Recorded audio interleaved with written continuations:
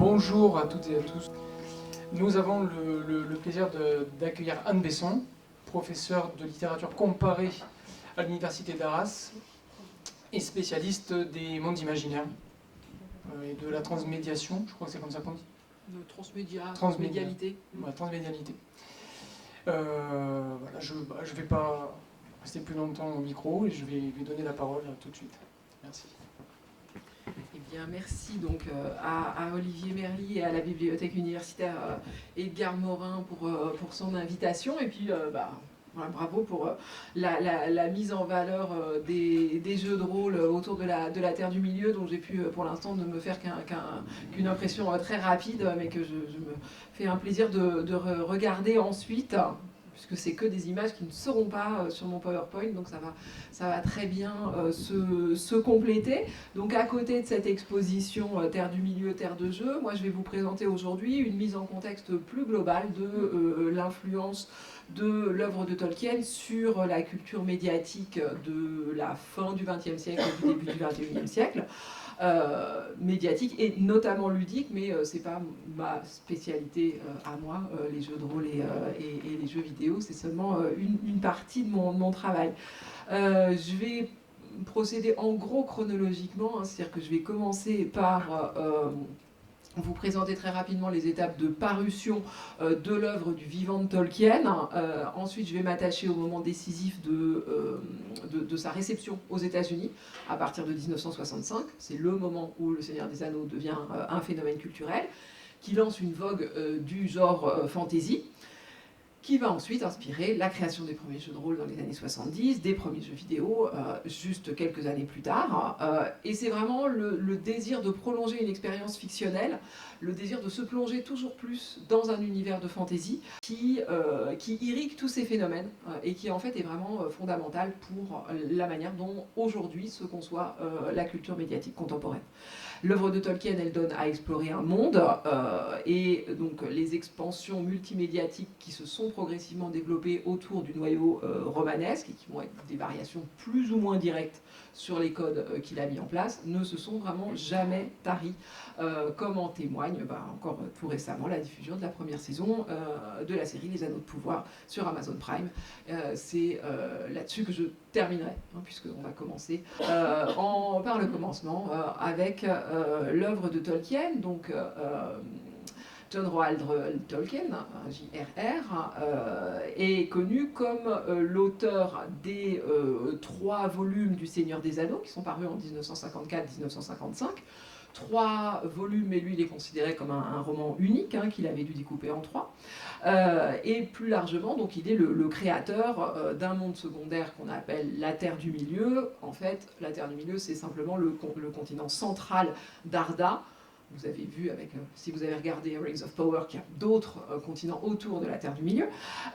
Donc Terre du Milieu où se déroule aussi Bilbo le Hobbit, ou Le Hobbit dans sa nouvelle traduction, son premier texte paru en 1937, et le Silmarillion, son dernier texte paru, et c'est déjà une parution posthume, puisque Tolkien meurt en 1973, et le Silmarillion est publié en 1977. Là, ce que je veux que vous voyez, c'est qu'il s'est littéralement consacré sa vie d'auteur durant. À côté, hein, il avait une vie professionnelle très exigeante de professeur de philologie médiévale, et puis il avait une vie familiale, mais sa vie d'auteur a été consacrée, pour l'essentiel, à développer tout un monde où il puisse faire vivre ses créations linguistiques, puisque au départ c'est les langues qu'il a inventées.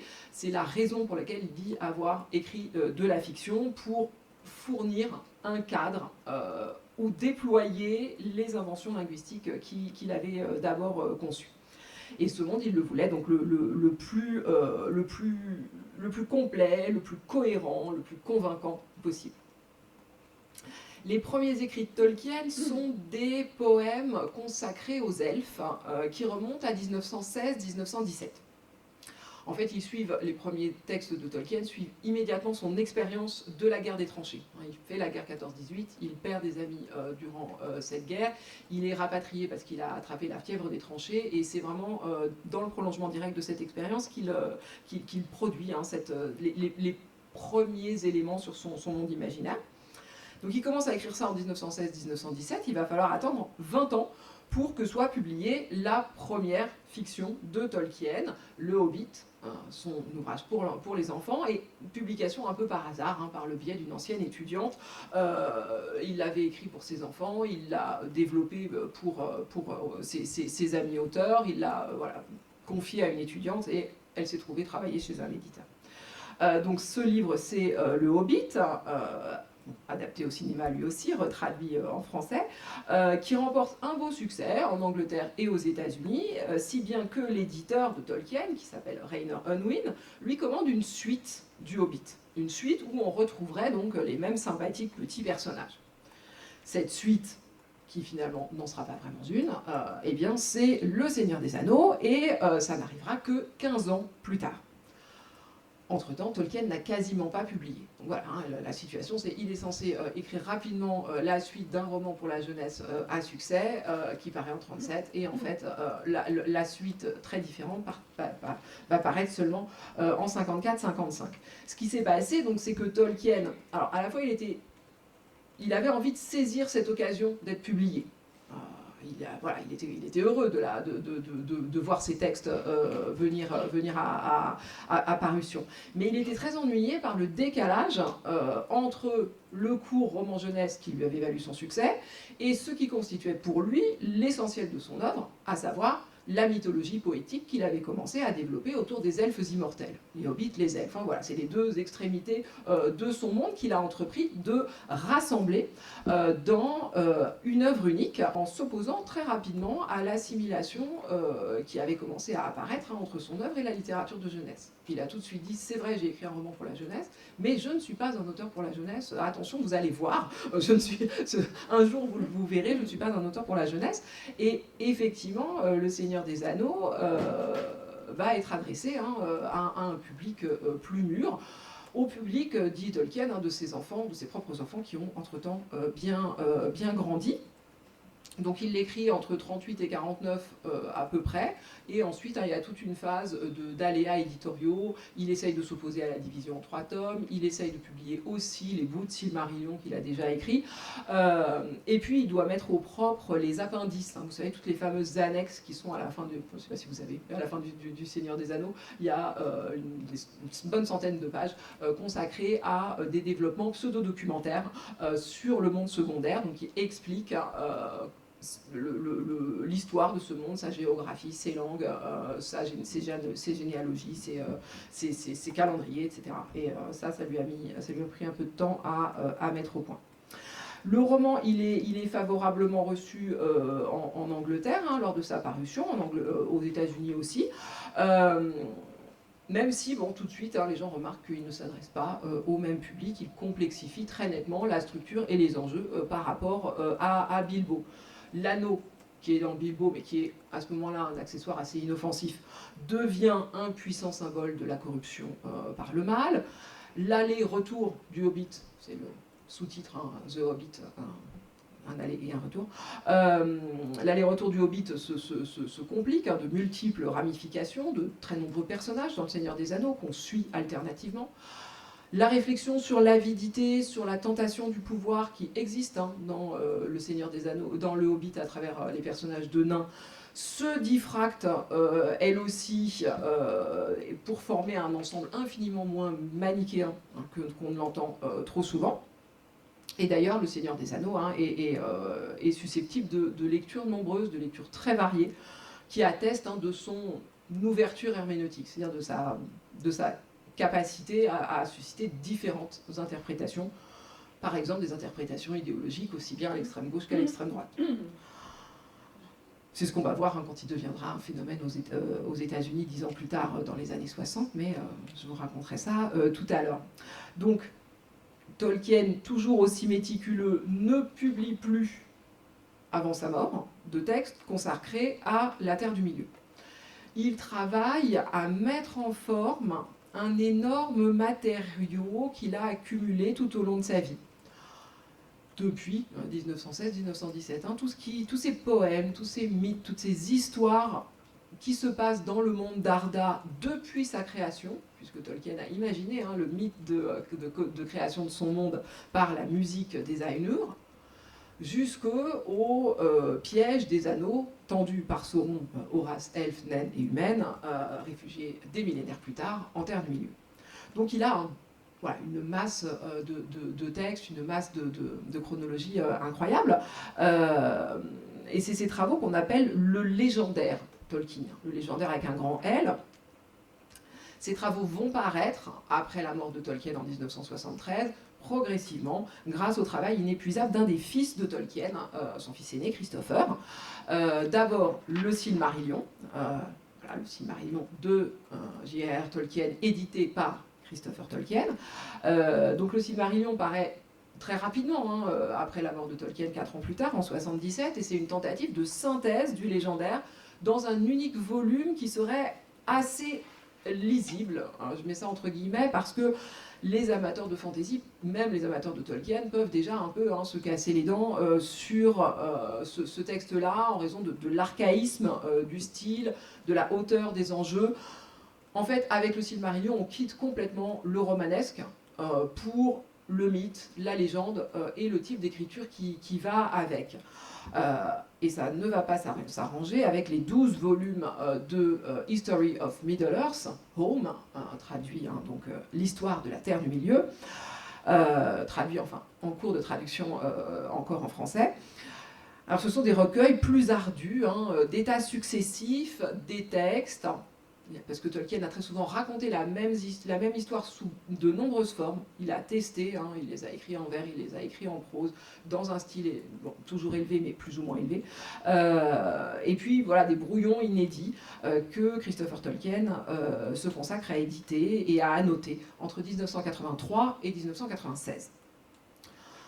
Il ne va même pas s'arrêter là, puisqu'ensuite, il va entreprendre de donner au public toujours des histoires préexistantes, ce qu'on appelle les grands contes, en commençant par Les Enfants de Húrin en 2007, donc des histoires préexistantes, mais qu'il réadapte pour en donner une version unique de lecture plus aisée.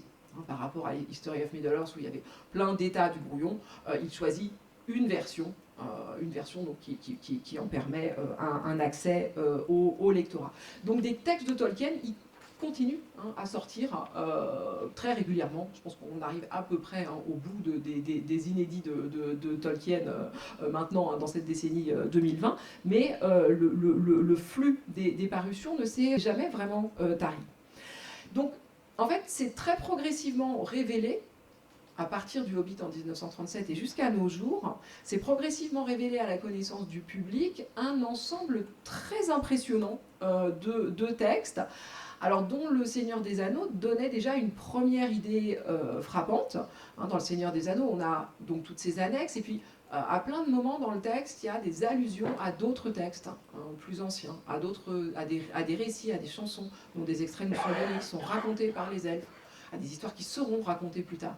Et en fait, tout ça existe véritablement. Tolkien l'a écrit, mais ça n'a été publié que très progressivement. Et donc, une espèce de concrétisation progressive de ce qui était seulement des allusions dans la fiction, par le biais de cette mise à jour des textes posthumes. L'excellence qu'on reconnaît le plus largement à Tolkien, c'est sa capacité justement de créateur d'univers. À travers cet ensemble très impressionnant, ce massif textuel, la forêt des textes de Tolkien sont tous consacrés au même monde à différentes époques. Donc créateur d'univers et ce sentiment donc, de complétude cohérente qui s'en dégage. Le signe principal de sa réussite en tant que créateur d'univers, que démiurge, aujourd'hui on appelle ça le world building, c'est qu'il est parvenu à transmettre cette ambition à ses lecteurs. Le plaisir et même la fascination qui sont associés à la lecture de l'œuvre de Tolkien et que les auteurs de fantasy ensuite vont chercher à reproduire et à renouveler, c'est précisément qu'elle procure une évasion complète hors du monde quotidien, une évasion ou même à l'inverse, une espèce d'invasion par le monde imaginaire. Il s'impose littéralement à l'imagination des lecteurs. On a le sentiment qu'il est au moins aussi réel que le nôtre. Je dis qu'on a le sentiment, c'est-à-dire qu'on dispose de nombreux témoignages de lecteurs qui disent ça. qui disent je me suis promené en terre du milieu, ce monde il existe pour moi à l'égal du monde réel, j'ai vu cet arbre, il m'a fait penser au mithril, j'ai vu ce métal, il m'a fait penser au mithril, j'ai vu cet arbre, il m'a fait penser à l'élanor, etc. Il y a des effets de rapprochement hein, entre ce monde en raison de sa cohérence et de sa densité et le nôtre.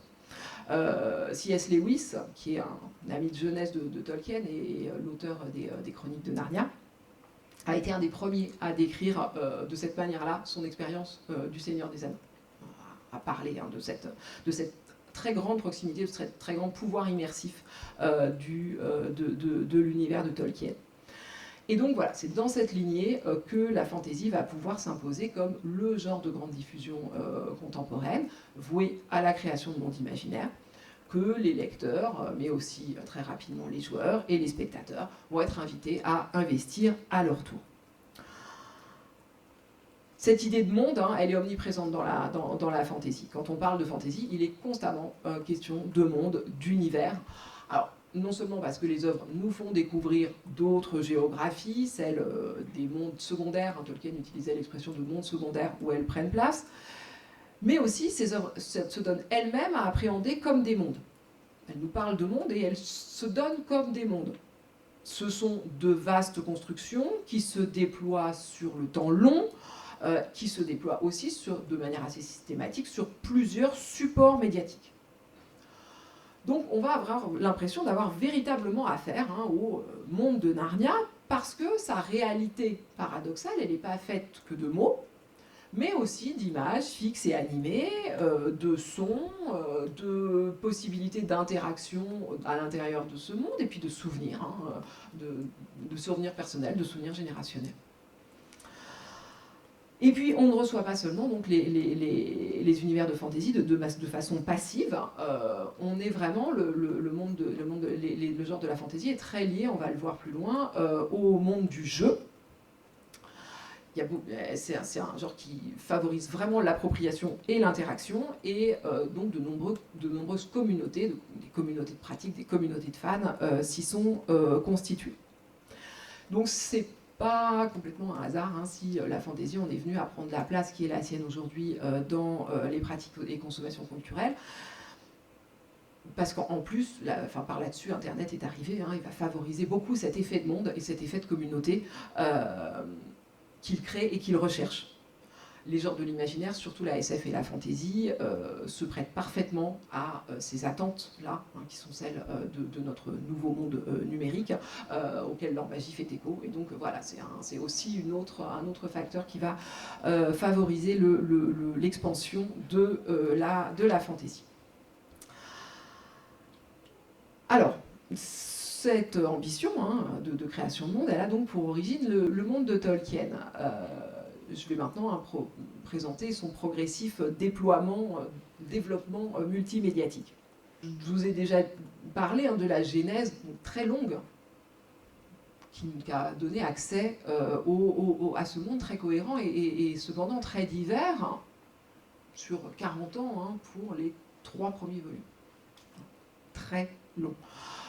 Et donc cet univers, il a été découvert par le biais d'un roman pour la jeunesse, puis d'un long roman épique paru sous la forme d'une trilogie et doté de copieux appendices, puis d'un recueil d'histoires plus anciennes de mythes et légendes, et aussi hein, par des images, parce que Tolkien prenait plaisir à dessiner et à peindre. Hein, et il a déjà produit en amateur hein, les premières illustrations de ses œuvres pour le Hobbit, ici ou encore là. Donc, au total, hein, des récits vraiment très différents hein, qui prennent place dans le même monde sur des millénaires. C'est un aspect important parce que très souvent, les cycles de fantasy, au contraire, ils se contentent, hein, c'est déjà pas mal, mais de déployer, je sais pas, les 12 volumes de la saga truc ou machin.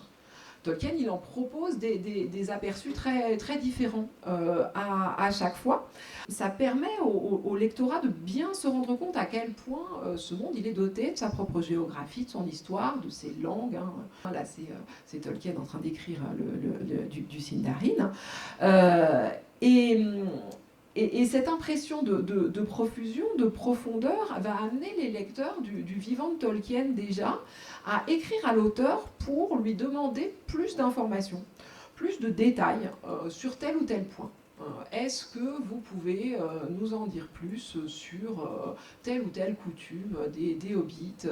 Est-ce que vous avez d'autres éléments à nous fournir sur la géologie, sur la métallurgie, sur... Il y a vraiment des questions qui portent sur tous les aspects possibles et imaginables de ce monde imaginaire. Et donc les lecteurs ne doutent pas que les réponses soient accessibles. Ils posent la question sans avoir l'air de se demander s'il est possible d'y répondre. Pour eux, le monde est suffisamment complet pour qu'on puisse y entrer toujours davantage en profondeur. Et puis là, ils ont accès à l'auteur, celui qui détient le savoir profond sur cet univers, dont eux n'ont que des fragments, mais l'univers est là tout entier dans sa tête, et donc on peut aller l'approfondir. Et il se trouve que Tolkien, pendant un certain temps, un temps certain, mais dont les premières années, la première décennie, les 2 premières décennies de réception du Seigneur des Anneaux, ensuite il est totalement débordé par son propre succès, mais au départ il répond.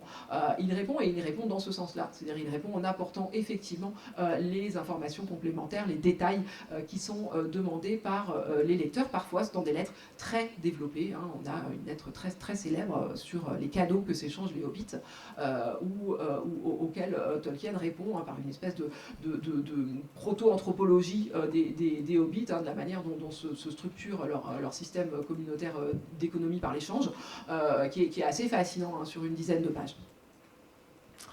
Donc entrer comme ça toujours davantage dans le monde, ça va être l'objectif que s'assigne ensuite, quand Tolkien n'est plus là ou ne répond plus, que s'assignent notamment les jeux de rôle et les jeux vidéo, dont la promesse est de permettre à chacun de vivre ses propres aventures dans des mondes très inspirés par Tolkien ou directement inspirés de Tolkien. Ça, c'était un des supports promotionnels de Lotro, Lord of the Ring Online, dont je reparlerai tout à l'heure. Donc il promet, la promesse c'est vivez l'aventure en grand, vivez l'aventure, donc c'est vous qui la vivez, et plus grande que la seule appréhension à travers le texte nous permettait. Donc prolonger ce plaisir pris à la lecture du Seigneur des Anneaux, et ensuite dans les parties de jeux de rôle, ça va être aussi ce que visent les romans de fantasy qui se développent aux États-Unis à la suite du succès que connaît le Seigneur des Anneaux à partir de 1965. Et donc à partir de 1965, l'œuvre de Tolkien va progressivement s'élargir aux dimensions d'un genre entier qui est la fantasy. Donc on a une œuvre monde qui qui s'étend progressivement aux dimensions d'un monde, et on a aussi une œuvre qui génère tout un genre, la fantasy.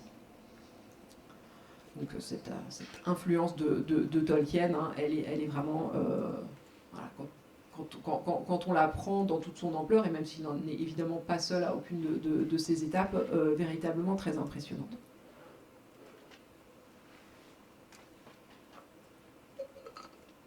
Alors j'ai mis 1965 et après parce que la date décisive pour cette naissance, ou disons cette renaissance ou cette reconnaissance de la fantaisie américaine, c'est 1965-66.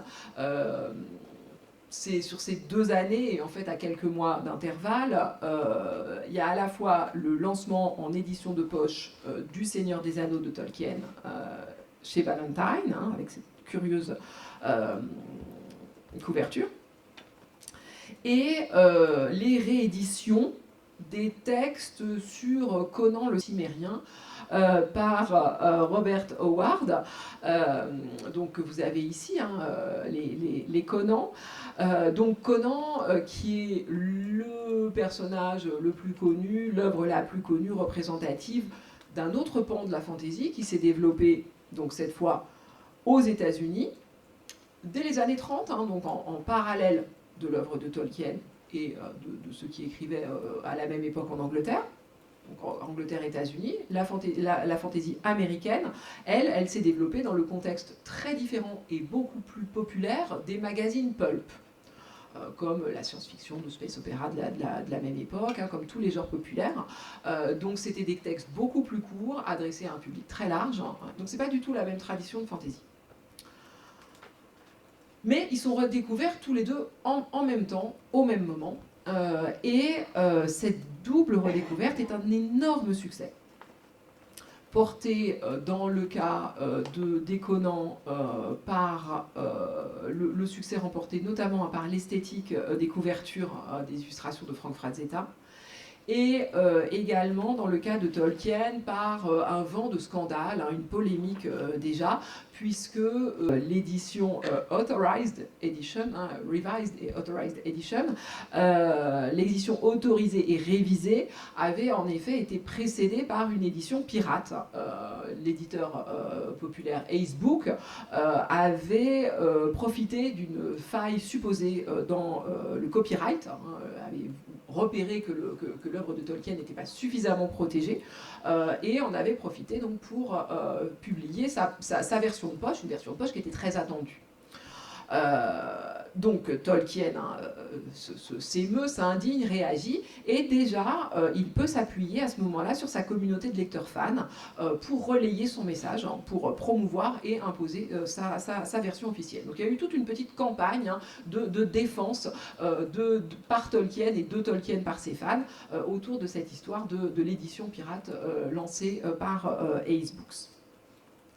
C'est vraiment à ce moment-là que Tolkien devient un phénomène culturel, sans doute parce que cette réédition, moins chère, elle coïncide aussi avec les aspirations d'une nouvelle génération, celle donc de la fin des années 60, celle des hippies, celle de la contre-culture des campus américains, celle qui sera celle de mai 68 en France, hein, mais qui était celle du Summer of Love aux États-Unis, hein, de l'ère du Verseau, etc. Donc cette génération-là, elle s'inquiète des horreurs générées par la guerre froide, hein, par la guerre du Vietnam en l'occurrence en particulier. Elle rejette les valeurs de matérialisme et de conservatisme moral qu'elle associe à la génération précédente. Et donc Tolkien, qui pourtant est plutôt conservateur, hein, un professeur d'Oxford tout à fait respectable, eh bien, se retrouve ainsi adopté, ça le rend d'ailleurs assez perplexe, hein, par cette contre-culture américaine, et aussi bientôt en Angleterre, hein, puisque ça revient en Angleterre. Hein. Ici, vous avez la communauté hippie, hein, écologiste et pacifiste du Gandalf's Garden. Et donc, eux, leur lecture, hein, c'est de voir dans la verdoyante comté des Hobbits et dans leur herbe à pipe, les Hobbits, hein, et leurs alliés en lutte avec un empire du mal belliciste et industrialisé, représenté par Saruman et Sauron, voilà, un écho, hein, de leur combat et de leurs aspirations à eux. Donc Tolkien est qualifié, hein, c'est le titre d'un article de cette époque, Big Man on Campus, hein, le grand homme des campus, et il figure en tête des ventes de poche, hein, de paperbacks dans ces années-là. Il est assimilé à une pop culture alors en plein développement, dont témoigne aussi la triomphale tournée des Beatles aux États-Unis en 1966. Donc ce sont des représentants de la musique anglaise aux États-Unis. Il se trouve que c'est des grands fans du Seigneur des Anneaux qui avaient un projet d'adaptation, hein, qui n'a jamais vu le jour. Mais bon, voilà, c'est des phénomènes culturels qui sont vraiment très, très directement associés. Donc voilà, c'était une de ces lectures particulières, une lecture possible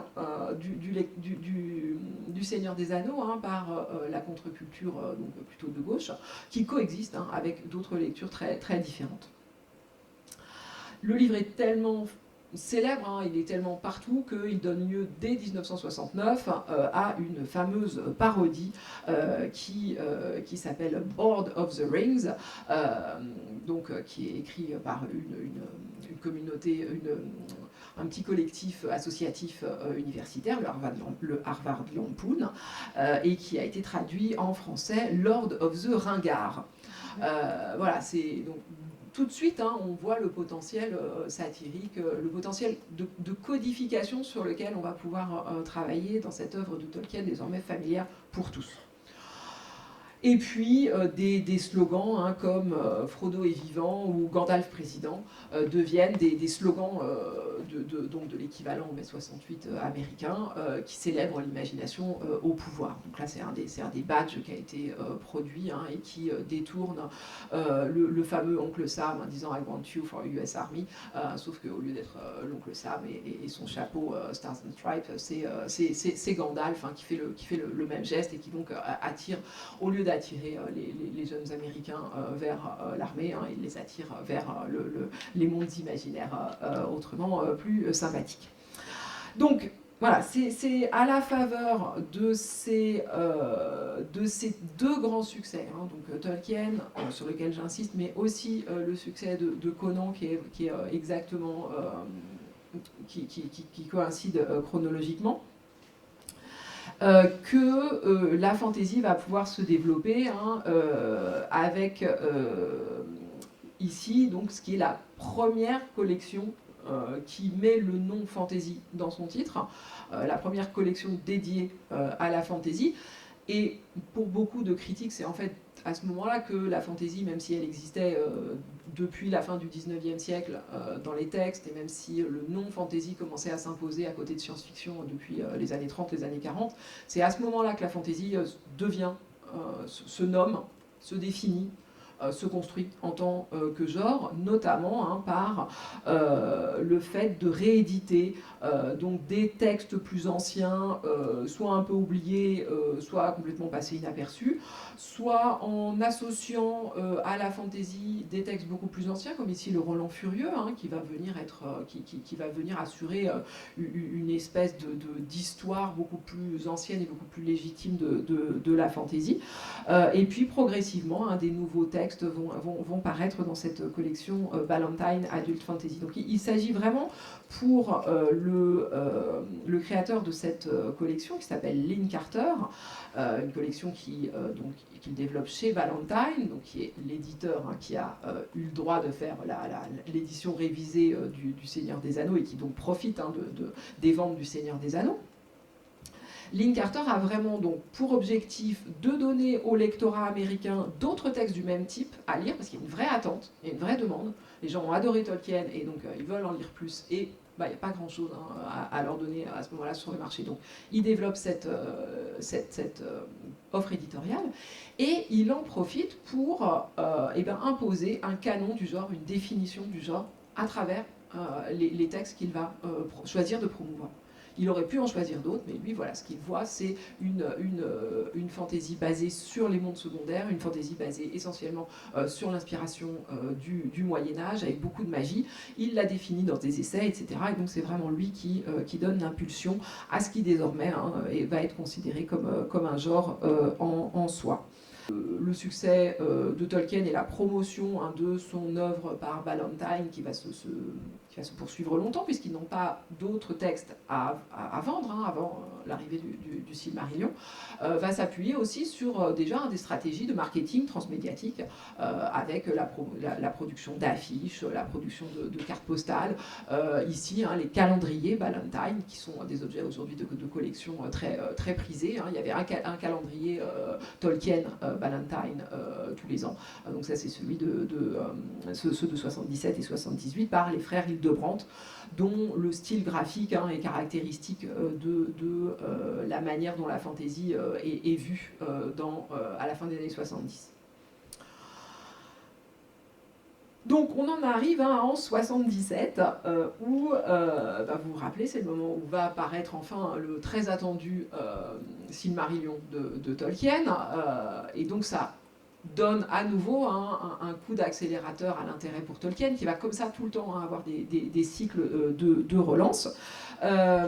Et c'est aussi hein, le début, je vous ai dit, la collection Ballantine Adult Fantasy commence à publier des premiers textes inédits qui se placent hein, dans une inspiration similaire à celle de Tolkien, Mais les premières œuvres très directement inspirées de Tolkien, elles vont arriver à partir de 77. En fait, le temps que les lecteurs réfléchissent, écrivent, arrivent à maturité en tant qu'auteur, celle qui est considérée comme la première grande série romanesque directement démarquée du Seigneur des Anneaux, c'est Shannara de Terry Brooks, qui commence avec l'épée de Shannara, The Sword of Shannara en 1977.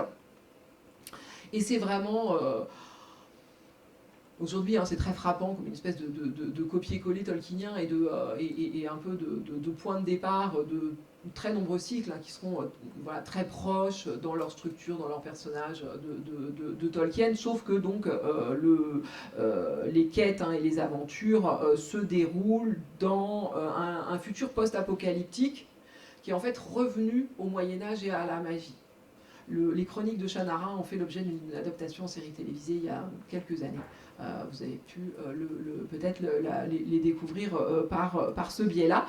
Mais donc les elfes et les nains, etc., sont nés de mutations génétiques dans un lointain futur, mais en fait c'est exactement les mêmes que ceux de Tolkien. Et donc c'est le premier exemple de ce qu'on va qualifier parfois de manière un peu péjorative de big commercial fantasy, la grosse fantasy commerciale, dont les personnages, l'intrigue d'ensemble et même parfois les détails du scénario vraiment sont repris de Tolkien et se transforment en une espèce de patrimoine du genre. Puisque désormais on voit qu'ils sont à tout le monde, qu'ils sont repris partout, qu'ils font partie d'une sorte de codification. Des nains, des elfes, des orques, des donjons, des dragons, des épées, des sorciers, à chaque fois. Les œuvres, ici je vous ai donné quelques exemples des grands cycles des années 80 et 90 qui vont suivre. La Belgariad et la Malorée, du couple Eddings, sur ces version-là, il n'y a que son nom à lui, son nom à elle apparaît plus tard. La roue du temps de Robert Jordan, qui commence à être dans la première saison de l'adaptation en série télévisée était également apparu il y a peu, ou encore les chroniques de Krondor de Raymond Feist, vous voyez 27 volumes en 9 cycles, c'est à chaque fois des quantités énormes. Et à chaque fois, donc c'est Tolkien, alors c'est dérivé de Tolkien, c'est Tolkien plus autre chose.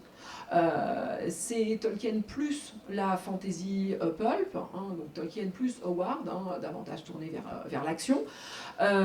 Tolkien plus toute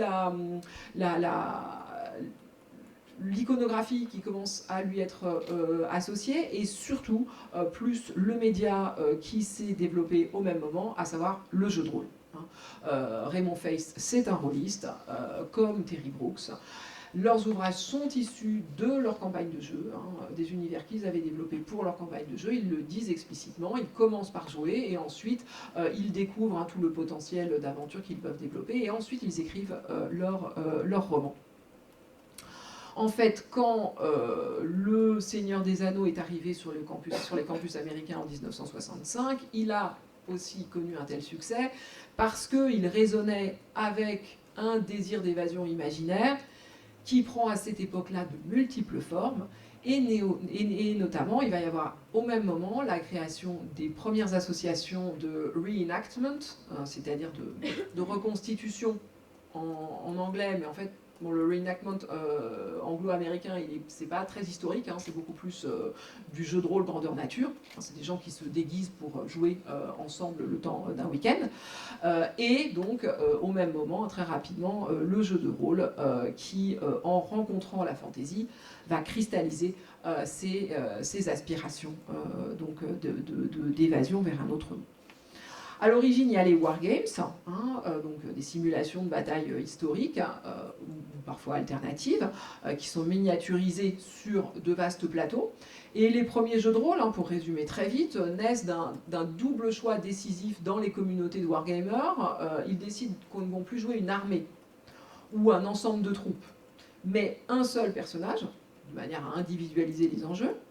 Et il déplace l'objectif de reconstitution dans un monde imaginaire, au lieu de reconstituer avec plus ou moins d'ambition des batailles réelles. Et donc ce monde imaginaire à partir de là, il va devoir être très minutieusement décrit. Dans de copieux manuels illustrés qui présentent les créatures, les villes, les arbres, etc. Tout ce qui peut servir à simuler des actions dans cet univers. Puisque le jeu de rôle consiste à improviser à partir d'un scénario et à partir de règles de fonctionnement du monde, des aventures collectives dans un monde imaginaire.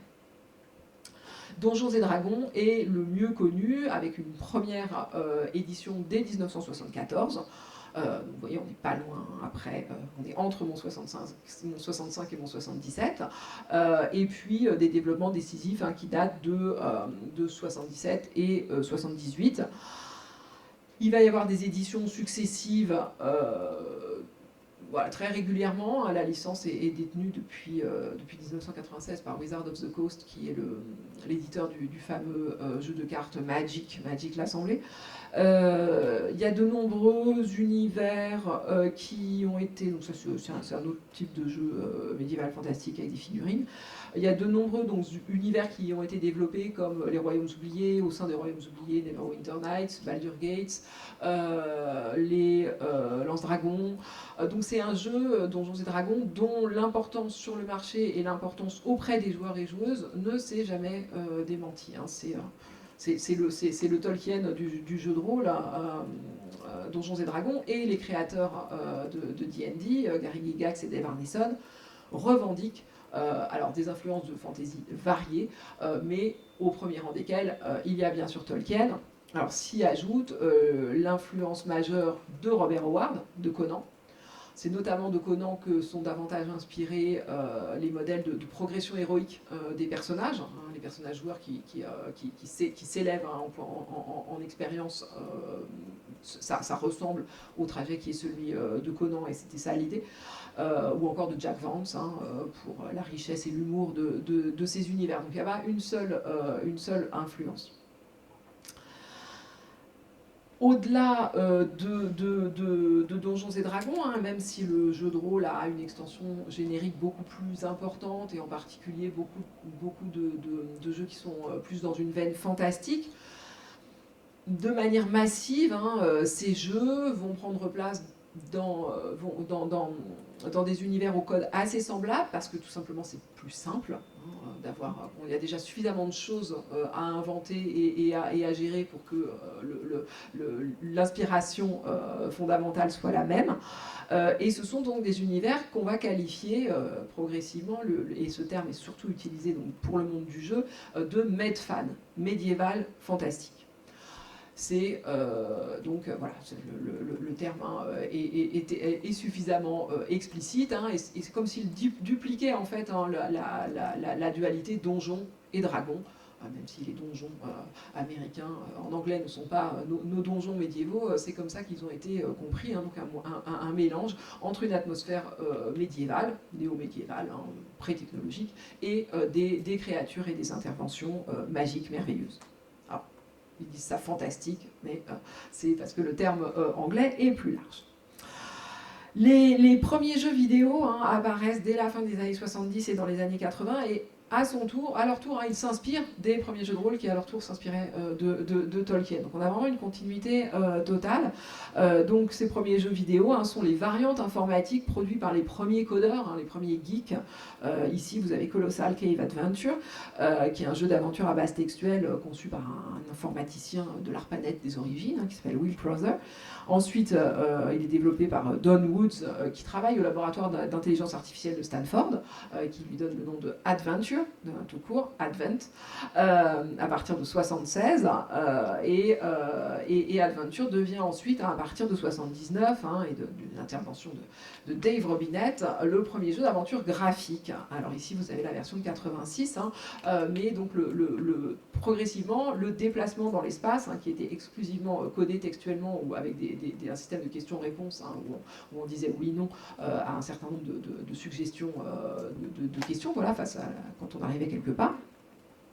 Ce déplacement dans l'espace va être codé selon les conventions de ce qui deviendra ensuite les cinématiques. Ça déclenche une progression dans l'espace. Donc il y a une il y a une convergence vraiment profonde entre le média ludique et le genre fantasy dès les origines doubles du jeu de rôle papier et jeu de rôle informatique. Alors, à cela, donc plusieurs explications possibles. Le modèle de la quête initiatique, qui est facile à dupliquer en épisodes successifs qui vont organiser la progression des joueurs. Et puis, de l'autre côté, dans les cycles de fantasy romanesque, de plus en plus, ça va raconter volume 1, je trouve la première clé, volume 2, je trouve la deuxième clé, volume 3. Donc voilà, il va y avoir évidemment des effets d'aller-retour entre les médias. Le fait que l'univers fictionnel occupe une place de premier plan, ça c'est vraiment essentiel, c'est là-dessus que j'insiste dans cette conférence. C'est un monde ouvert qui se prête à l'exploration comme à la description et qui semble en quelque sorte demander à ce qu'on le complète, à ce que chacun y apporte sa pierre. Il est cependant balisé de repères culturels qui sont à la fois familiers et imprécis. On reconnaît l'époque médiévale, on reconnaît la tradition du merveilleux. Donc on a des mondes qui peuvent facilement être peuplés, qui peuvent facilement être meublés. Et voilà, là encore, ça ne va pas être trop difficile pour des joueurs de s'y déplacer, d'y trouver leurs repères. Enfin, au niveau des personnages, la distribution des qualités ou pouvoirs qui identifient les personnages joueurs et qui permettent de les répartir en classes typées, c'est quelque chose donc, qui vient des premiers modèles de fantasy, puisque comme chez Tolkien, comme chez Howard, il y a plusieurs peuples, il y a plusieurs types d'aventuriers qui coexistent et qui collaborent. Et donc ça permet d'avoir la simplicité qui est absolument nécessaire à la jouabilité. Il faut que ce soit suffisamment systémique voilà, pour pouvoir être approprié de cette manière-là. Et en même temps, il y a quand même une prise en compte des questions morales qui va permettre l'évolution et une certaine sophistication des univers rôlistes. Puisque, pour le dire vite, les règles vont permettre d'établir ce qu'il en coûte et ce que ça rapporte, que de choisir par exemple le camp du chaos ou le camp du mal, plutôt que de celui du bien. Donc voilà, il va y avoir la possibilité d'explorer des perspectives et des points de vue différents. Pour y revenir, le monde de Tolkien, il n'est jamais loin de cette effervescence, et il accompagne l'histoire du jeu de rôle et du jeu vidéo, en plus d'en être une des origines de ses inspirations. Le jeu vidéo The Hobbit date de 1982, voilà, donc il est vraiment très précoce, et le jeu de rôle de la Terre du Milieu de 1984. C'est les premières... Alors, on arrive dans le champ des jeux tolkieniens qui va être mieux illustré dans l'exposition que par ce que je vous dis très rapidement, puisque voilà, je vais me contenter de vous dire qu'il y a eu de multiples éditions de jeux tolkieniens au fil des décennies, dont aucune ne s'est distinguée comme un succès majeur, en fait. Les jeux directement inspirés de Tolkien, ce ne sont pas de grands jeux, ce ne sont pas des jeux qui sont restés dans l'histoire vidéoludique. On a donc d'abord toute une période pour le jeu vidéo tolkienien qui est prise en charge par le studio Electronic Arts, donc qui a largement exploité la licence qu'elle détenait et qui était liée au film de Peter Jackson, auquel j'arrive dans un instant. Donc Electronic Arts, ils avaient des droits sur les films de Jackson, mais pas des droits sur l'œuvre de Tolkien. Donc ceux qui pouvaient développer étaient contraints par des questions légales. Donc c'est juste que à l'âge des conquêtes, ici en 2009. Et ensuite, on a une deuxième phase donc, qui est là liée à la trilogie du Hobbit. Voilà, très, très clairement, on a une relance à nouveau de ces jeux-là, qui est cette fois produit par la filière Games de Warner Bros, puisque New Line Cinema, qui produisait les premiers films, a entre-temps été racheté. Bon, c'est vraiment des jeux qui sont qui sont pas particulièrement mémorables. Hein. On a des jeux qui sont directement ceux de les jeux liés au film. Hein. Il y a par exemple un jeu par film de la trilogie, de la première trilogie. Ceux qui ont le mieux marché sont La bataille de la Terre du Milieu, qui a connu deux itérations et une extension. Et puis surtout le MMORPG. Donc MMORPG, c'est bon. Jeu massivement massivement multijoueur en ligne. Donc il se trouve que le lancement de Lord of the Rings Online en 2007 arrive à la grande époque de World of Warcraft, à la grande époque des MMORPG, qui ensuite vont un petit peu marquer le pas. Et il correspond, donc ça c'est le plus grand succès des jeux tolkieniens, puisqu'il a connu des extensions multiples et régulières jusqu'à 2020, et a priori 2022 il en était prévu d'autres. Il y a aussi un jeu nommé Gollum qui doit sortir à la fin de l'année. Et donc l'esprit du MMORPG, donc ces mondes ouverts en ligne où on rencontre plein d'autres aventuriers sur des instances, correspond très bien à l'esprit d'immersion dans le monde, dans ce monde complet et dense, qu'on peut s'approprier pour y vivre ses propres expériences. Donc cette aspiration qui est pour moi le legs majeur de Tolkien à la culture médiatique contemporaine. Donc la dernière phase de cette histoire, sur laquelle je vais passer vite puisque j'ai un peu anticipé en montrant les jeux, c'est donc entre succès populaire et légitimation, un sous-titre pas très visible, donc c'est une période qui est vraiment marquée de l'empreinte de l'adaptation du Seigneur des Anneaux sous forme de trilogie filmique par Peter Jackson en 2001-2003. Donc Peter Jackson, grand amateur de l'œuvre, ressaisit en fait tout l'imaginaire antérieur que je vous ai retracé, qui s'était progressivement constitué autour du romancier anglais, qui en est venu à correspondre à la l'idée qu'on se fait de la fantaisie dans son ensemble. L'esthétique des jeux, l'esthétique des illustrations de fantaisie. Et comme le jeu est un médium très consommateur d'illustrations, en fait, l'extension des jeux a permis le développement d'un secteur de l'illustration de fantaisie qui est très actif. Je passe là-dessus, mais les manuels de jeu, les concept art, etc.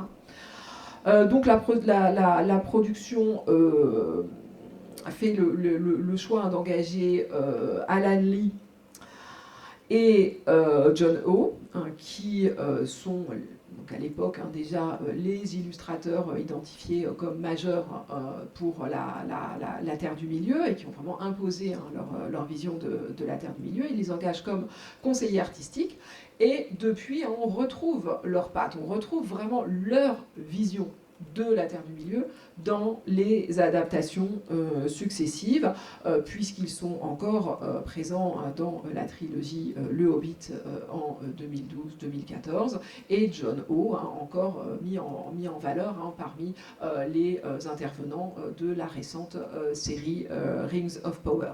Donc en fait il y a vraiment une continuité esthétique très grande qui s'établit entre le film de 2001 et jusqu'à la série de 2022. La Terre du Milieu a désormais une image, une manière de l'appréhender, alors que ce n'est pourtant que une des adaptations possibles de ce monde, bien entendu. Tolkien, en fait, il avait cédé les droits d'audiovisuel sur son œuvre. C'est toujours très important, ces questions de droit, pour savoir qui a le droit de faire quoi. Donc, Tolkien avait cédé les droits d'adaptation audiovisuelle sur son œuvre dès 1969 à la compagnie United Artists, et pour un prix relativement dérisoire par rapport à ce que ça a pu ensuite générer comme un intérêt financier, d'où un certain nombre de procès qui ont émaillé et de records de vente qui ont émaillé ensuite les ventes de droits. Donc il y avait eu avant Peter Jackson plusieurs tentatives ou projets d'adaptation qui n'avaient pas complètement abouti à chaque fois, faute notamment d'une technologie à la hauteur. Donc Peter Jackson, il arrive au bon moment pour son adaptation, son interprétation de l'œuvre, qui la tire donc vers ce qu'elle est devenue au fil des décennies de l'histoire de la fantaisie. L'intrigue est un peu simplifiée, elle est plus tournée vers l'action, elle est plus tournée vers le public des jeunes adultes, qui sont identifiés désormais comme le principal public de la fantasy. Elle ressemble au jeu, elle ressemble aux images déjà produites.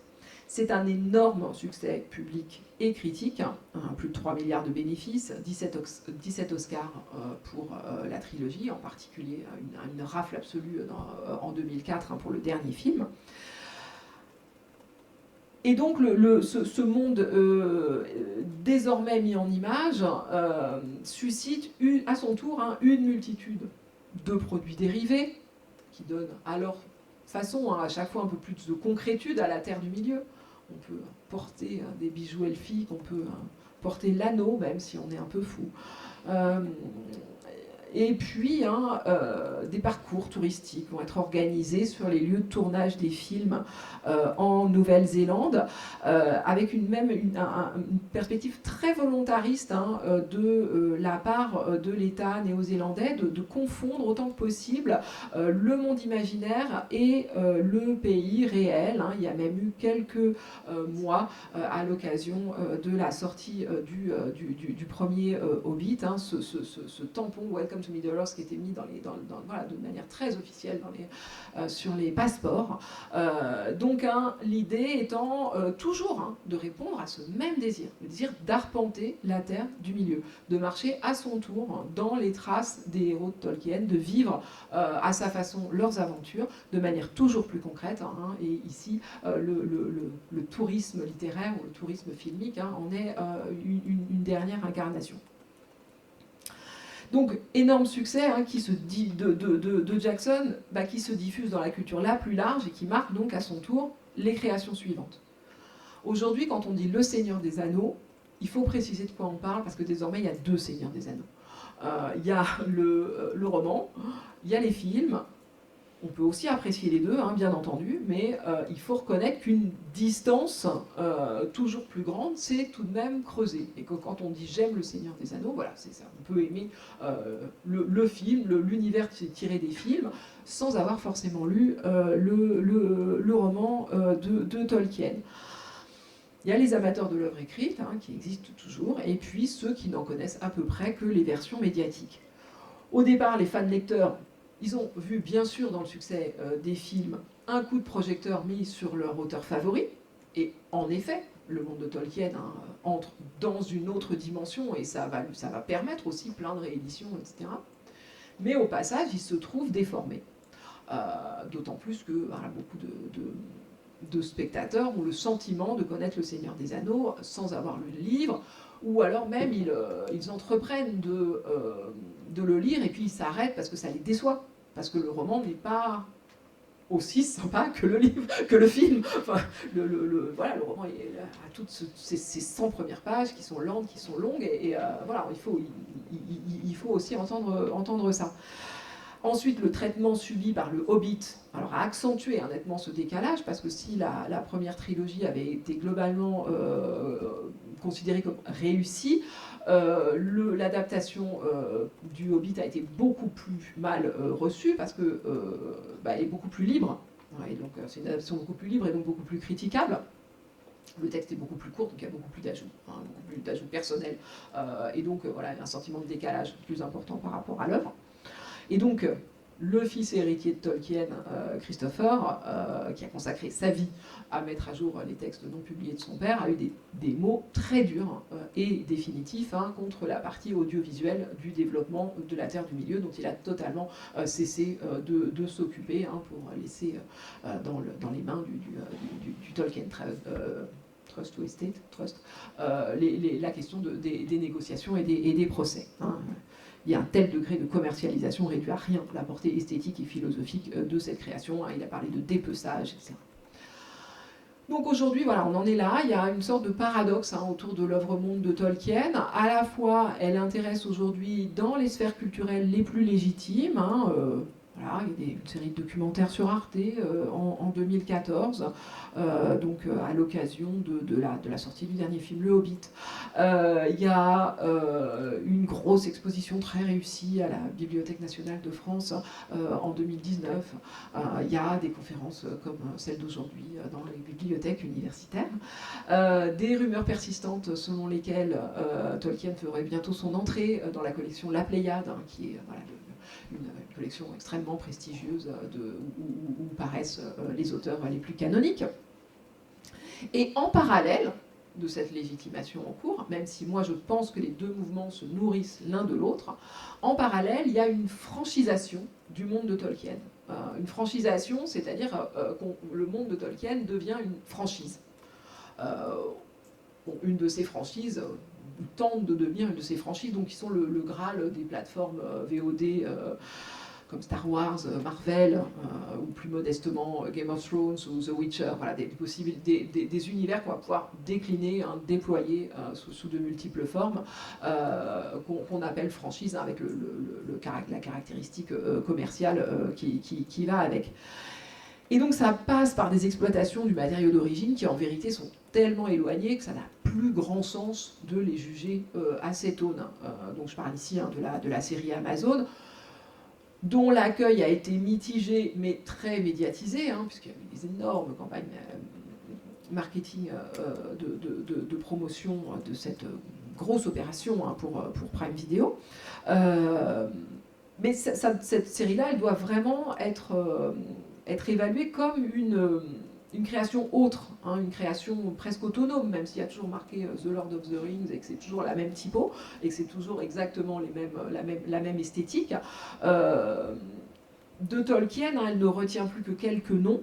Le reste, vraiment, relève de l'héritage de Peter Jackson et aussi des attentes les plus contemporaines des productions et des publics. Je ne juge pas, hein, c'est un fait, mais le monde s'est détaché de l'auteur. Je vous remercie.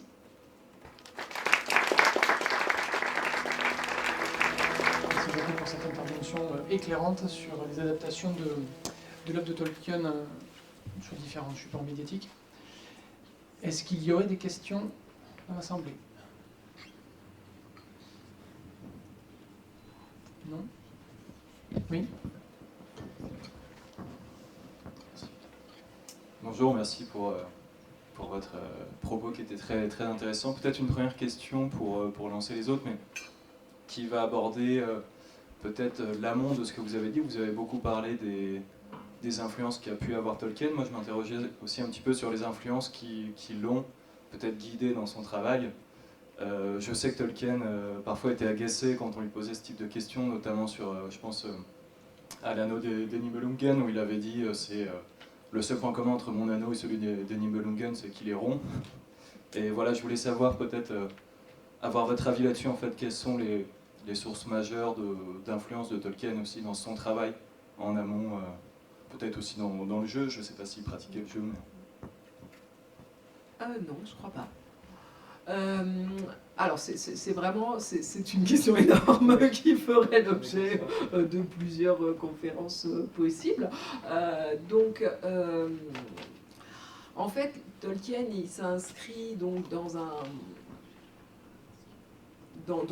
un mouvement qui va être celui de la naissance de la fantaisie à partir de la fin du XIXe siècle en Angleterre, qui est celui du médiévalisme romantique, alors il y a déjà eu le Celtic Revival est derrière nous, hein, donc il y a déjà une première redécouverte à travers l'œuvre forgée d'un barde celtique qui s'appelle Ossian, qui en fait n'existe pas, hein, mais c'est le poète James Macpherson qui a écrit les poèmes d'Ossian, donc au XVIIIe siècle. Il y a tous les romans gothiques, donc les premiers romans gothiques, pareil, hein, qui sont dans la deuxième moitié du XVIIIe siècle et qui revisitent ce passé architectural et mental du Moyen-Âge sous forme de hantise. Donc ça a raconté l'errance, les angoisses ou les tortures pas forcément très violentes, hein, mais de jeunes femmes dans des abbayes, dans des châteaux en ruine, etc. Donc là, j'essaye de brosser ce qui est le contexte dans lequel va apparaître la fantaisie et Tolkien. Et puis progressivement, donc essentiellement à travers l'œuvre d'un monsieur qui s'appelle William Morris.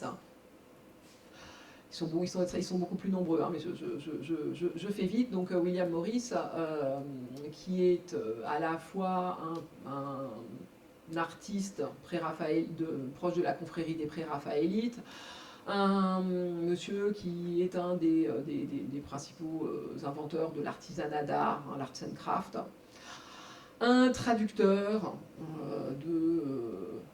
des sagas norroises avec un peu d'aide, mais aussi de l'Énéide, mais aussi de romans français, mais aussi d'à peu près tout et n'importe quoi. Donc une de ces espèces de figures de l'érudition de cette érudition à ce moment-là, tous azimuts autour des œuvres, des mythes associés à des périodes plus anciennes, associés au Moyen-Âge, ou à l'Antiquité parfois pour Maurice. Et donc, il ressaisit tout ça en écrivant, à la toute fin du XIXe siècle, un ensemble de romans, d'abord pseudo-historiques et puis franchement merveilleux. Donc en fait, à ce moment-là, on redécouvre toutes ces richesses d'un patrimoine médiéval et folklorique, avec le travail des premiers philologues, les premières traductions, la collecte de contes. Voilà, tout ça va de pair pour exhumer des éléments culturels, littéraires, artistiques, qui avaient été largement déconsidérés depuis la fin du Moyen-Âge. Et disons la valorisation davantage d'un héritage antique et de la raison, la rationalité. Donc on redécouvre à la fin du XIXe siècle tout ce matériau-là, en même temps qu'une aspiration à davantage d'irrationnel, à davantage d'obscur, voilà, le romantisme. Tolkien naît dans ce contexte culturel-là. Il va lire les recueils du folkloriste Andrew Lang, qui sont les premiers recueils pour enfants et grand public, où on va trouver à la fois des contes, mais aussi les récits de la mythologie scandinave mis à disposition de tous. Il va adorer ça. Il va y consacrer ses études, il va devenir lui-même donc un grand spécialiste des langues et des littératures du nord-ouest de l'Europe pendant le Moyen-Âge central. Début, disons, 9e, 12e siècle, et sa période de prédilection, c'est notamment un grand spécialiste du poème anglo-saxon Beowulf, sur lequel il faisait cours année après année, et qu'il oralisait devant ses étudiants dans des cours qui ont été enregistrés, qui sont restés célèbres. Il lisait dans le texte la saga, sur lequel il a proposé donc, des nouveaux éclairages.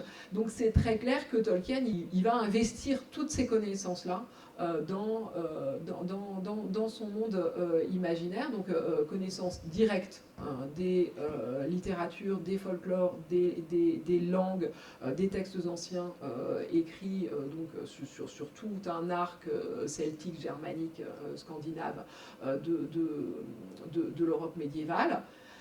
Mais il est aussi tributaire donc, de la manière dont il les a reçus, c'est-à-dire de l'histoire du médiévalisme anglais à partir du milieu du XVIIIe siècle. Voilà les sources de Tolkien, avec un peu de détour. Bonjour, merci beaucoup pour l'intervention. Vous avez évoqué que la première vente des droits pour l'adaptation commence dès 1969. Et aussi, vous avez parlé du scepticisme, on va le dire comme ça, des ayants droit de Tolkien par rapport aux adaptations, on va dire, télévisuelles, etc. Est-ce que on sait ce qui a motivé, du coup, la vente de ces droits à la base ? Est-ce qu'il y avait une motivation derrière, autre que financière ? quelle a été la réception? Est-ce qu'on connaît ces éléments-là? Et également, est-ce que ça n'a jamais été peut-être envisagé comme une extension de son œuvre ou alors comme vraiment une pure adaptation? Voilà. Est-ce que ça a déjà été évoqué dans les écrits ou dans ses lettres? Il y a relativement peu de choses du vivant de Tolkien donc dans ses lettres, puisque les droits sont vendus en 69 et qu'il meurt en 73. Donc il y a deux éléments assez contradictoires qu'on peut solliciter. D'une part, il avait effectivement l'idée d'un monde étendu. C'est-à-dire qu'il y a une de ses lettres qui est connue, qu'il faudrait que je retrouve, où il disait j'ai pu penser, alors la lettre se termine par foutaise ou fantasme, ou je ne sais plus, quelque chose comme ça, où il met vraiment à distance cette idée-là, où il dit j'ai pu imaginer un monde où il y aurait des images, où il y aurait de la musique, où il y aurait... Voilà, donc il prend en compte cette extension et puis il rejette tout de suite la possibilité de cette idée. Sans doute parce que, en fait, à chaque fois que quelqu'un d'autre que lui se saisit de son œuvre, eh bien, assez naturellement, il le prend mal. Et notamment, ses retours sur les illustrations qui sont proposées, parce que c'est à peu près tout ce qu'on a, c'est la manière dont il percevait les propositions de couverture donc du Hobbit et du Seigneur des Anneaux dans les différents pays où ils étaient traduits, qui sont très nombreux. Donc parfois, on a des réactions vraiment très, très, très violente de Tolkien sur à quel point c'est horrible et pourquoi il n'a pas plus le droit de donner son avis et de refuser qu'on dessine tel ou tel de ces personnages de cette manière-là. Ensuite, il y a un petit peu de témoignage sur son rapport avec les premiers fans qui sont arrivés jusqu'à lui. Notamment, il y avait les premiers, il y a eu des espèces de pèlerinages de fans américains au début des années 70 chez lui et qui allaient sonner chez lui. Et voilà, il disait c'est pas possible, c'est pas poli, il n'est pas question que... et puis voilà, il y avait un certain nombre de choses comme ça qui l'étonnaient beaucoup. On lui avait envoyé un espèce de vase dans lequel il était censé écraser ses cigarettes et il disait mais ça va, enfin tu vois, est-ce que c'est un vase sacré ou est-ce que c'est un cendrier, il faudrait savoir. Enfin, voilà, il est clair qu'il ne partageait pas la culture des premiers fans avec lesquels il a pu être en contact du tout. Ensuite, pourquoi il a vendu ses droits, on ne le sait pas, mais probablement effectivement pour gagner un peu d'argent. Je pense qu'on peut parce que c'était pas une somme dérisoire à l'époque et qu'il n'avait aucune idée de ce qu'elle pouvait devenir non plus. On peut pas lui en vouloir de ne pas avoir anticipé l'explosion médiatique qui s'est produite 40 ans plus tard. C'est des choses qui se produisent régulièrement et en l'occurrence, effectivement, il les avait cédées volontairement. Il n'y a pas de scandale derrière. J'ai une question, on sait que Tolkien a participé dans la Première Guerre mondiale et on retrouve beaucoup d'influence de son expérience dans ses livres, par exemple sur les marchés de la mort ou l'expérience de Frodon. Et beaucoup d'analystes appellent ces influences-là une allégorie, mais Tolkien lui-même refusait cette appellation. Du coup, quel est votre avis dessus? C'est plus des influences ou bien l'allégorie ou autre chose peut-être? Non, parce que l'allégorie, c'est une interprétation univoque. Tolkien et son ami C.S. Lewis étaient des spécialistes de C.S. Lewis était un spécialiste de l'allégorie médiévale. C'est un genre médiéval où vraiment un personnage correspond à une valeur, voilà. C'est le principe même le principe littéraire de l'allégorie, c'est de faire incarner une idée à un personnage. Donc par extension, ça veut dire interprétation univoque, et c'est ça qu'il refuse. En revanche, il ne refuse pas ce qu'il appelle l'applicabilité. Il y a une applicabilité du monde fictionnel au monde réel, c'est-à-dire qu'on on peut y trouver des leçons qui vont s'appliquer au monde réel. Et dans l'autre sens, bien entendu, aucun monde fictionnel n'est imperméable à l'expérience historique et au contexte d'écriture de ces auteurs. Après, ça ne se fait pas justement il n'y a pas seulement l'expérience des tranchées. Par exemple, les premiers lecteurs du Seigneur des Anneaux y ont lu vraiment massivement des échos de la Seconde Guerre mondiale, parce qu'ils pensaient que le texte étant paru en 54-55, pour eux, c'était un texte sur la Seconde Guerre mondiale. Et Tolkien leur a dit, alors non, en fait, c'est éventuellement un texte sur la Première Guerre mondiale, mais pas sur la Seconde. Et la première lecture qui a été massive comme ça, c'est l'Anneau, c'est la bombe atomique. C'est l'arme ultime, hein, donc c'est celle qui détruit tout si on s'en sert. Donc il y a eu une série de lectures historiques possibles du Seigneur des Anneaux, il n'y en a pas qu'une. Et C.S. Lewis, lui, parle de supposition, de suggestion. Il dit que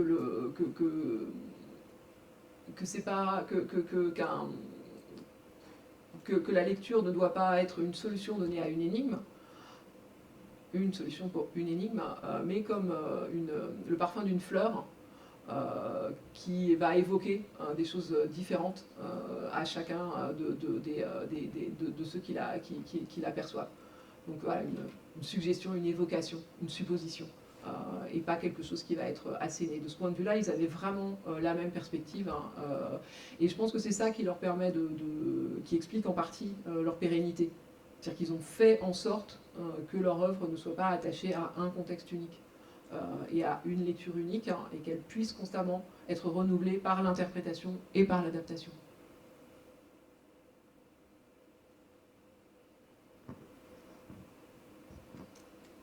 Bonjour, je suis arrivée un peu en retard, peut-être que vous avez donné déjà des éléments sur la question que je me pose.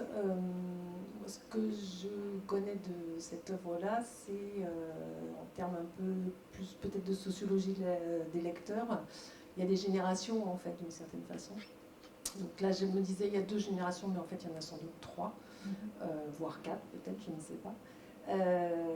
Et qu'est-ce qu'on a comme information sur qu'est-ce qui reste en fait de la première façon de lire Tolkien, et précisément de le lire et pas de le voir, hein.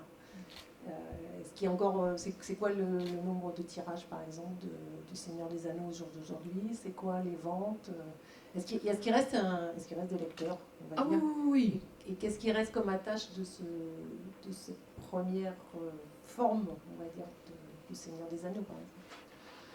Alors, pour les chiffres, le problème, c'est que moi, j'ai vraiment pas un esprit chiffré. Donc, comme là, je les ai pas sous les yeux, je vais vous dire des bêtises, mais si vous pouvez, ceux qui sont connectés, regarder, hein, et puis voilà, donner une...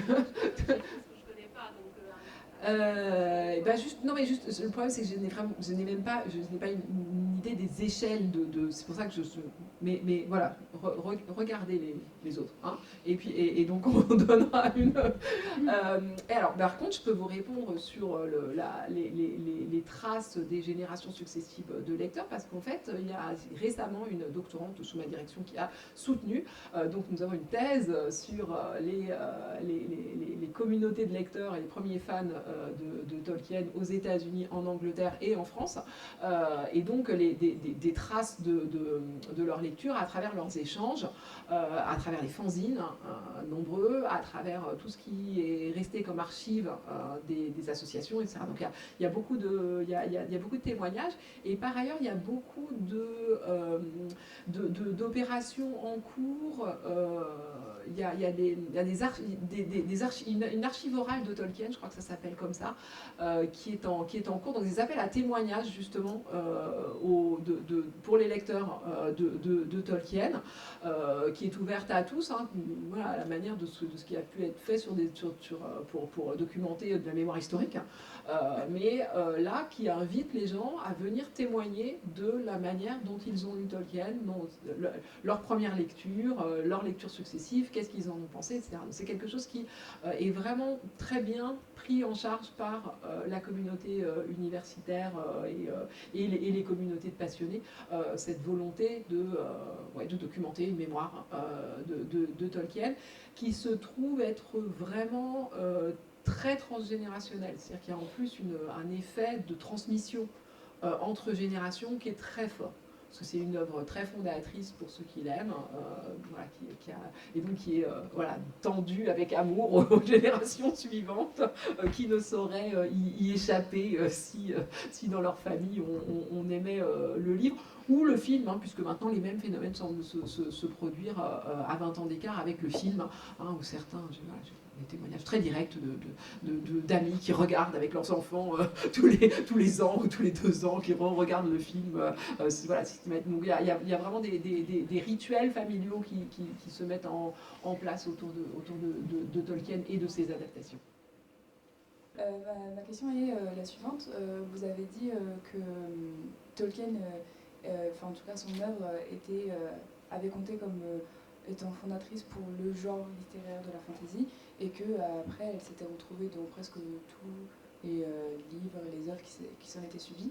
Est-ce que vous pensez qu'aujourd'hui peut sortir une œuvre fantasy qui ne soit pas inspirée de Tolkien, ou dans laquelle on ne peut retrouver aucune trace, en tout cas?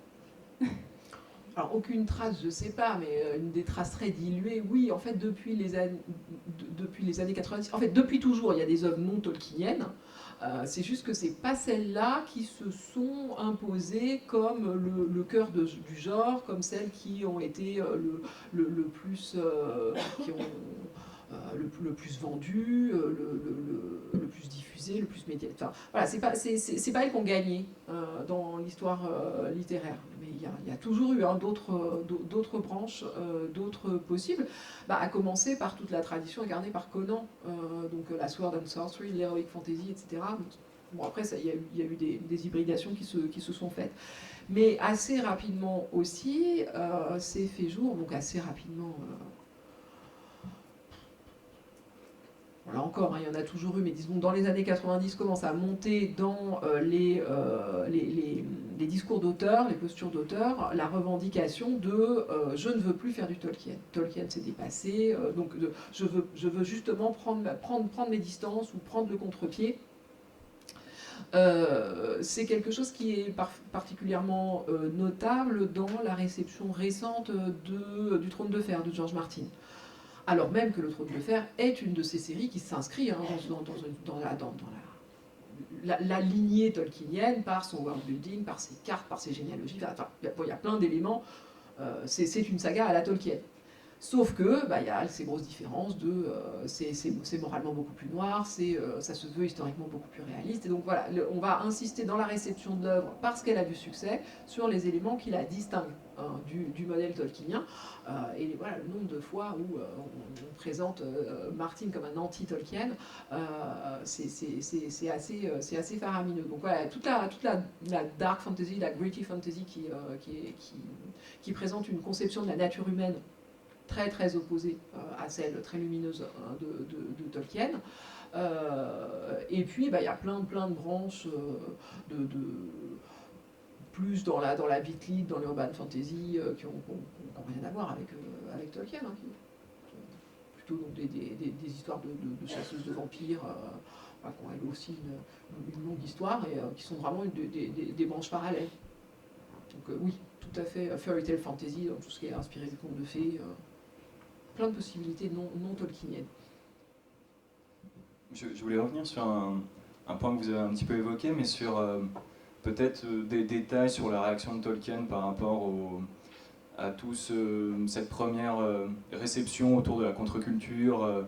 J'imagine que c'était des conceptions qui étaient assez éloignées de son habitus, en tout cas on va dire, enfin voilà, je ne sais pas comment lui a réagi par rapport à ça ou à ce type d'interprétation de son œuvre. En fait, ça, j'ai déjà dit à peu près tout ce qu'on sait. C'est-à-dire qu'il y a quelques lettres qui parlent de ça. Voilà, c'est effectivement les couvertures, quand il y a trop de rose et de violet, parce que c'est un peu psychédélique, il trouve ça laid, puis il ne voit pas le rapport. Et puis, effectivement, les liens qu'il a ou les échos qu'il a donc des communautés de fans aux États-Unis lui semble très bizarre. Alors il dit aussi qu'il n'est pas tout à fait, comment il dit ça, qu'il n'est pas que le parfum de l'encens, il est comme tout le monde, hein, le parfum de l'encens qui l'entoure lui fait bien plaisir. Hein. Donc voilà, le fait d'avoir ce succès, d'avoir ces marques d'adoration ne le laisse pas indifférent. Il le reconnaît, mais en même temps, il est effectivement très perplexe face aux formes que ça prend. Il y a tout si j'ai une belle citation que je vais essayer de retrouver. Donc on a voilà, dans cette lettre à Peter Atkins, en fait, qui est un brouillon qu'il n'a pas envoyé en 1954, hein, il commence à percevoir qu'il y a un problème donc dans la première réception du Seigneur des Anneaux. Il voit autour de lui des gens qui le lisent, des gens qui lui écrivent, et il se dit ce n'est qu'un monde imaginaire incomplet, un monde secondaire rudimentaire, et il ne faut pas le traiter comme si c'était une description d'époque et de lieux réels, qu'il aurait par ignorance ou négligence mal représenté par moment. Ce récit donc est en dernière analyse un récit, un texte littéraire destiné à produire un effet littéraire et non une histoire réelle. Les gens le prennent trop au sérieux.